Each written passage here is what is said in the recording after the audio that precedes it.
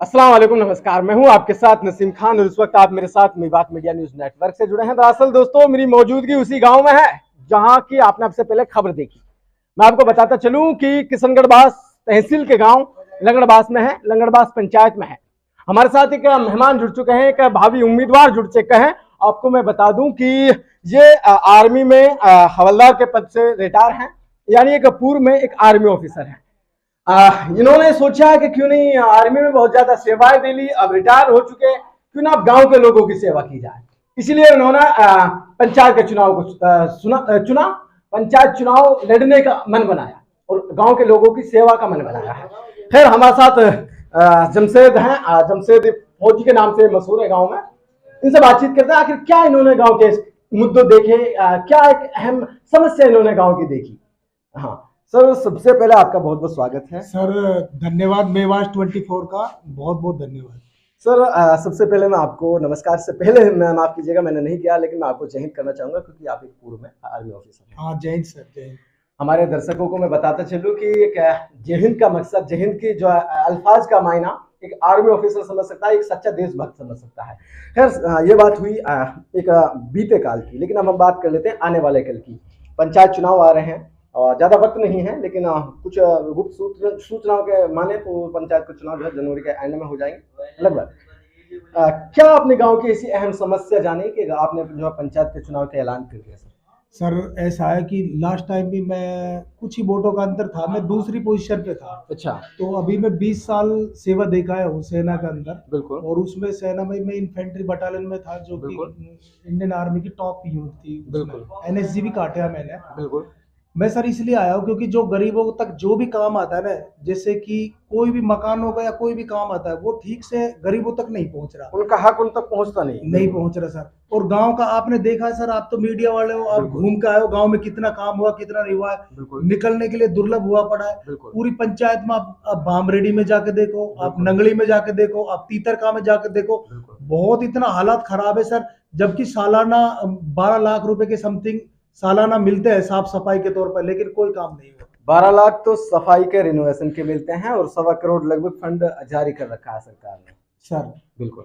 तो मुझे इतना तो नहीं पता, लेकिन सर ये है कि जो भी काम है ना सर, वो काम ठीक से पंचायत के अंदर हुआ नहीं है। गरीबों का हक खाया जा रहा है। बिल्कुल सर, खाया जा रहा है, गरीबों का हक बिल्कुल बराबर खाया जा रहा है। बिल्कुल। और अगर एक छोटा सा बच्चा, अगर मेरा खुद का लड़का अगर सरपंच के पास जाता है, अगर उसको वो 2 से 3 घंटा बैठाता है, तब मैं उसके पास कॉल करता हूँ, तब जाके वो रिसीव करता है। अच्छा। तब भी उसको ये बोलता है आधे घंटे बाद में वो साइन करो। मतलब वो बड़े बड़े नेताओं के साथ उसके संपर्क है। अच्छा, उनकी मतलब एक सरपंच विधायक बन रहा है अपने मन में, अगर बात करें। बिल्कुल।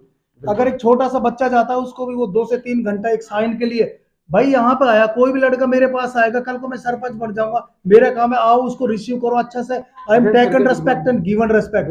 मैं उसकी इज्जत करूंगा तो मेरी इज्जत करेगा, उसको सिर्फ मुझे साइन ही तो करना है। अच्छा सरपंच साहब, आपकी बातों से मुझे अंदाजा लगा कुछ, मैंने अभी आपके गांव में मैंने खबर बनाई है गांव के विकास को लेकर के, क्योंकि 5 साल का काल जो है पूरा हो चुका है। आपको मैं बता दूं कि गांव के बच्चा उससे नाराज है।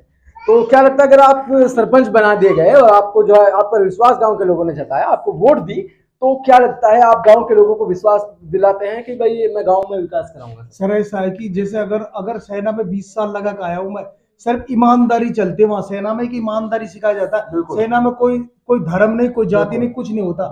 हम सिर्फ एक ही सेना में सिखाया जाता है कि अब हम एक आम हिंदुस्तानी है और हिंदुस्तान के लिए हम कुछ भी कर सकते हैं। तो मैं उसी प्रकार से पंचायत के अंदर काम किया जाएगा, बिल्कुल निष्पक्ष तरीके से काम किया जाएगा। न अपन ने खाया न अपन खाने देंगे, जितना मिलेगा।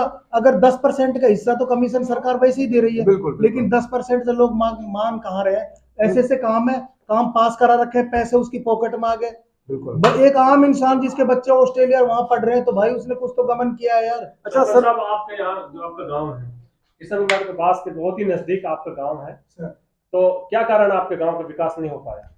सर गांव का विकास ऐसा है, ये सरपंच को ये सोचने वाली बात है कि मतलब वो अगर उसके हाई लेवल या बीजेपी के कुछ नेताओं से अगर उसके संपर्क है, ये इसलिए गाँव का विकास नहीं होगा भाई।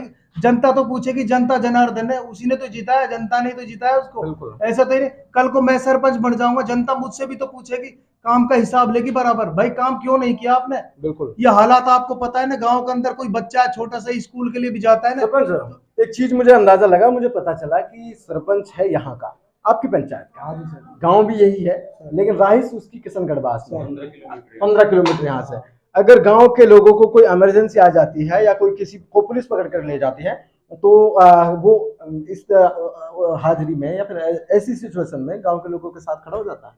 सर ऐसा है, कोई नहीं खड़ा होता, वो तो आम इंसान। अगर किसी को, जिसको बेचारे को पुलिस में आज तक गया नहीं, अभी 2-4 केस हुए उसमें मेरे को इनवाइट किया, मैं जाके गया हूँ, उनकी आपसी भाईबंदी, आपसी रजामंदी के द्वारा मैं सुलझा के लाया। बाकी सरपंच का कोई लेना देना नहीं है, सरपंच इन चीजों से इग्नोर करता है। कोई भी जाता है बोला उनको इग्नोर कर देता है। आपके कई गांव की पंचायत है, आपकी पंचायत के लोग आपको सुन रहे हैं, आपकी ऐसी कोई इच्छा जो आपको लग रहा हो कि भाई मैं ये तोहफा आपके गांव के लोगों को दूंगा, अपने गांव के लोगों को दूंगा, आप एक मन में एक भड़ास होती है कि अगर मुझे जिता दिया तो मैं गांव के लोगों को इतना कर दूंगा, कि वो आप बता दीजिए गांव के लोगों। सर मैं सभी ग्राम लंगड़बास वासियों, पूरी पंचायत से हाथ जोड़ के निवेदन करता हूँ, अगर मुझे एक बार मौका मिला तो शायद मैं पूरे राजस्थान के अंदर इस पंचायत का नाम होगा।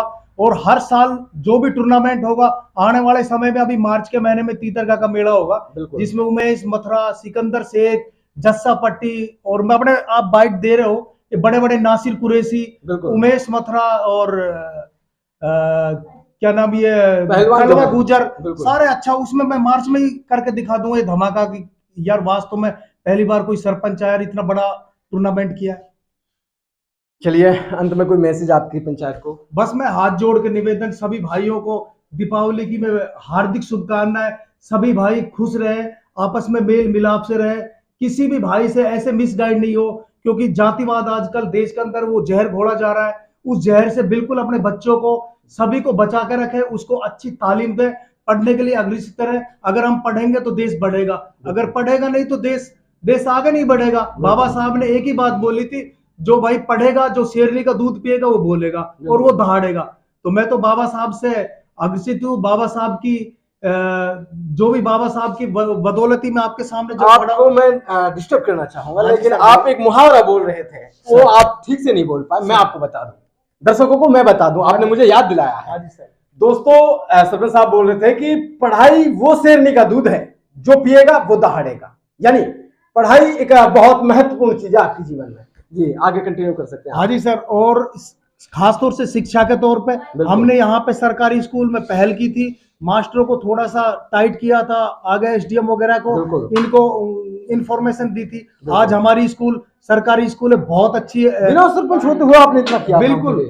और आज हमारी स्कूल है जो सरकारी स्कूल है, बहुत अच्छी पढ़ाई हो रही है। उसमें 26 बच्चे थे 12th में, जिसमें 25 बच्चे फर्स्ट डिवीजन से पास हुए, एक बच्चा हमारा मेरिट में भी आया, जिसकी 92 पॉइंट कुछ बनी थी, मुझे क्लियर नहीं पता, लेकिन 90+ नंबर थे उस लड़के के 12th में, और उस लड़के का ऑल राजस्थान में भी नाम था।